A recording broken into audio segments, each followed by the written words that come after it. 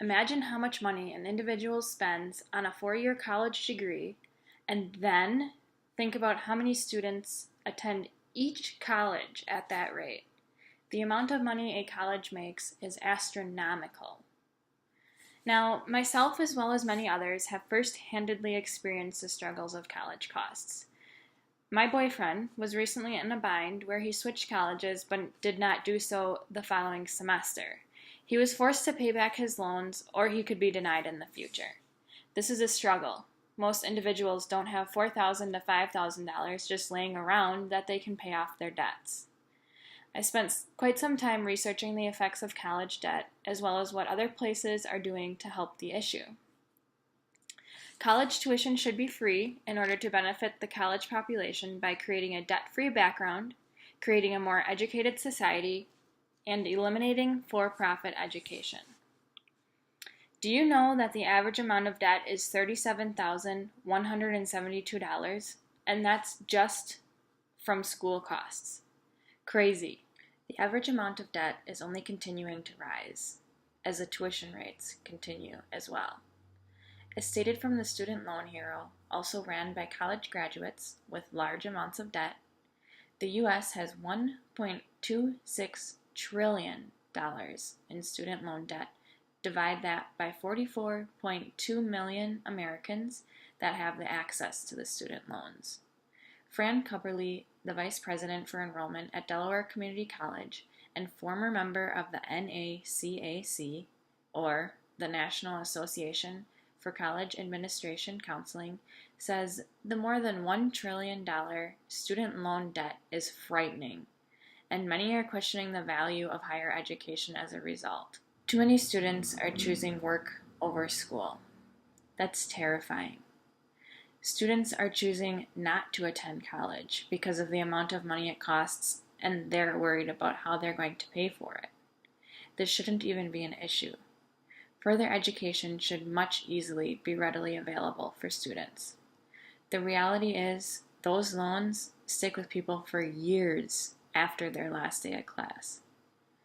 Many individuals are continuing to pay off their loans while being in their 30s, 40s, and they're already 10 to 15 years into their career.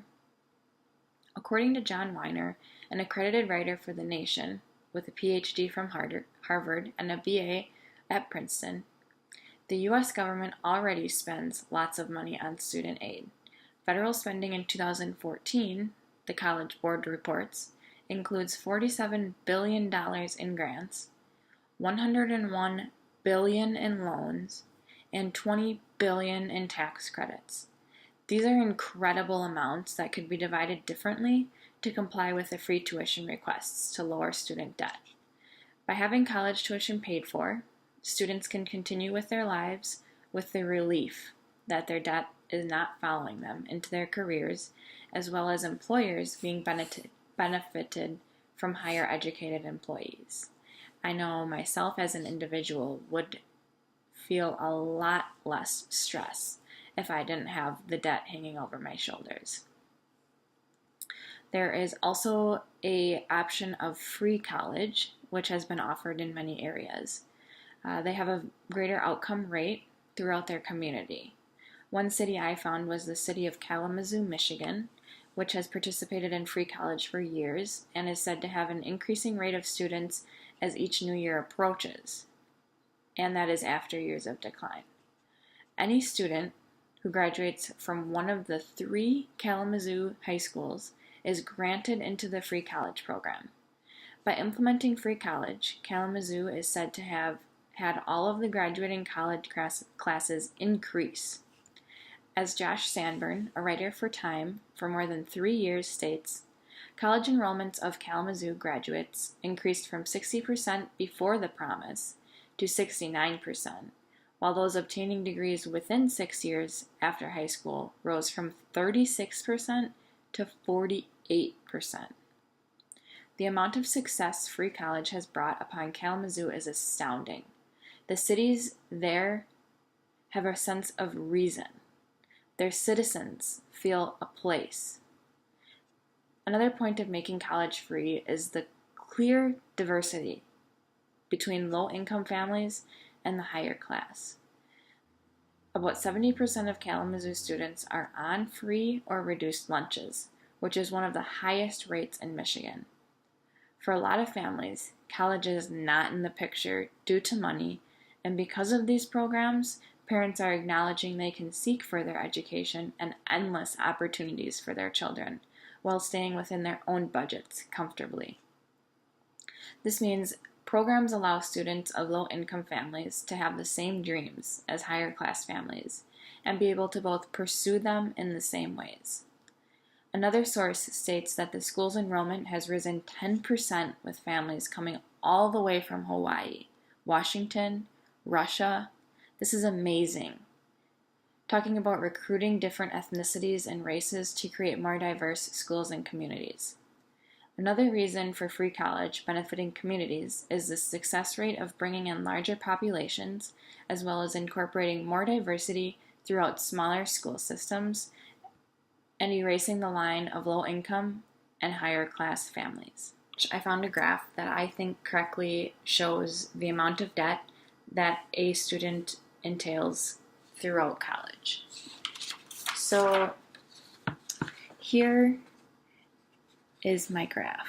It states the median debt of a public 4-year degree, $22,625, whereas a for-profit 4-year degree is $33,900. This also shows the percentage of the public 4-year, for-profit, and independent 4-year. And it also shows the percent of students that came with no debt, up to $10,000, $10,000 to $19,999, $20,000 to $29,999, $30,000 to $39,999, and $40,000 and up. I find that there are a lot more business-minded education systems, and part of the business education is for-profit, and the amount is mind-blowing. According to the National Center for Education Statistics, approximately 3,200 for-profit institutes in 2015. Some may ask, what even is for-profit education? Well, for-profit education is educational institutions that are owned and operated by private and profit-seeking businesses that do so mostly for the outcome of the money. A lot of times, the tuition of those students attending these schools is not even put towards the academics. The individuals attending these schools are supporting these colleges by continuing to attend and pay for their services when they're only making things worse. Many for-profit schools include very overcrowded classes, uncredited teachers, and the list goes on. A lot of these schools may be providing quality-based education to the students, but it is upon those students to research the colleges they are requesting to attend before following through. Overall, I think college tuition should be free to accommodate the less fortunate, as well as create a lower debt rate, build a more educated society, and eliminate for-profit education.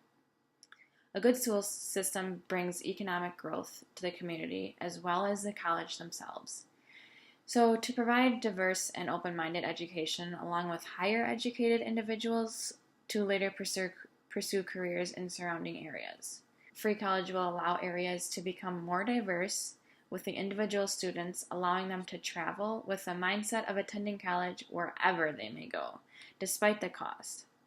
Another reason free college is beneficial would be that as more students attend college and earn degrees, the poverty level will decrease and the spending for welfare and food stamps could be put towards higher education. These reasons suggest that students and families will worry less and the money aspect of college, as well as take advantage of the free tuition options out there to create a necessary degree to successfully become comfortable in today's society.